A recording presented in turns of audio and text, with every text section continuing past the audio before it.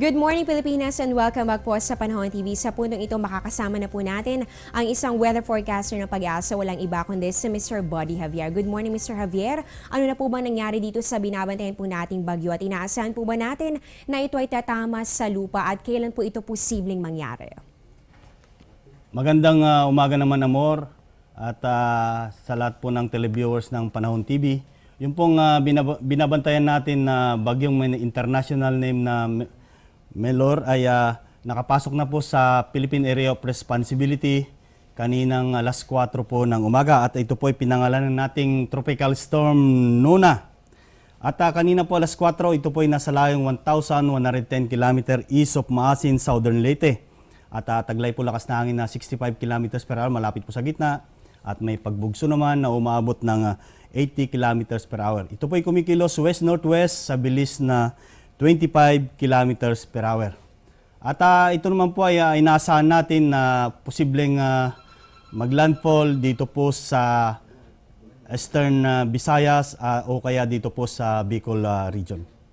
Mr. Javier, posible po ba na lumakas pa ito nga nasabing bagyo sa pagiging typhoon sa mga susunod na araw? Sa kasalukuyan, yung pong bagyong si Nona ay tropical storm pa rin po pero hindi po naalis yung posibilidad na magiging tropical, kumbaga magiging typhoon dahil ito po ay nasa karagatan na alam naman po natin na ito po ay siyang nagbibigay po ng lakas ng bagyo kung nasa dagat po. At dahil nga po isang bagyong ating binabantayan ngayon, posible po ba kayong magtaas ng storm warning signals at ano-anong mga lugar po ba ang maaring maisama dito? Posible pong magkakaroon ng signal bukas po ng umaga dito po sa Eastern Visayas at saka Bicol region. At eto naman, I'm sure marami po nag-aabang dito. Ano po ba ang magiging lagay ng ating panahon sa mga susunod na araw? Ngayon, sa mga susunod na oras, so ngayon po nga araw po ng Sabado, base po dito sa inyong nilabas na 5 AM weather forecast. Magiging maulap na kalangitan na may mahinang mga pag-ulan. Ang inaasahan po dito po sa rehiyon ng Ilocos, Cordillera at Cagayan Valley. Bagyang maulap hanggang sa maulap na kalangitan na may pulo-pulo mahinang pag-ulan. Ang maranasan naman dito po sa Metro Manila at sa nalalabing bahagi ng bansa. Samantalang bagyang maulap hanggang sa maulap na papawirin na may pulo-pulo mga pag-ulan o pagkidlat at pagkulog. Ang iiral naman po dito po sa natitirang bahagi ng ating bansa.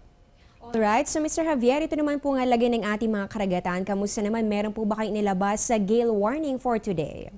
Sa ngayon, wala po pa tayong nakataas na gale warning kaya malaya pa rin pong maglayag yung ating mga kababayan sa anumang baybayin po ng ating bansa.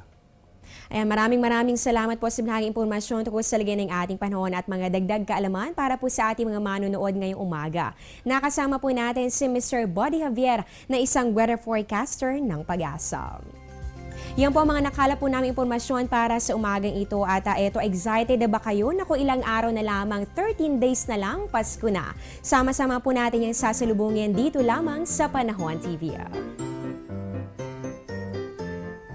Maraming salamat sa pagtutuwak live mula sa Pag-asa Weather and Flood Forecasting Center. Ito ang Panahon TV kung saan walang pinipiling panahon ang pagbibigay impormasyon. Ako po ang inyong weather lover, Amor Larosa, na nagsasabing ang taong handa at may nahon kayang lagpasan ang hamon ng panahon. Magandang umaga po sa inyong lahat. Ang programang ito ay hatid sa inyo ng Air 21. Sagot ko, padala mo.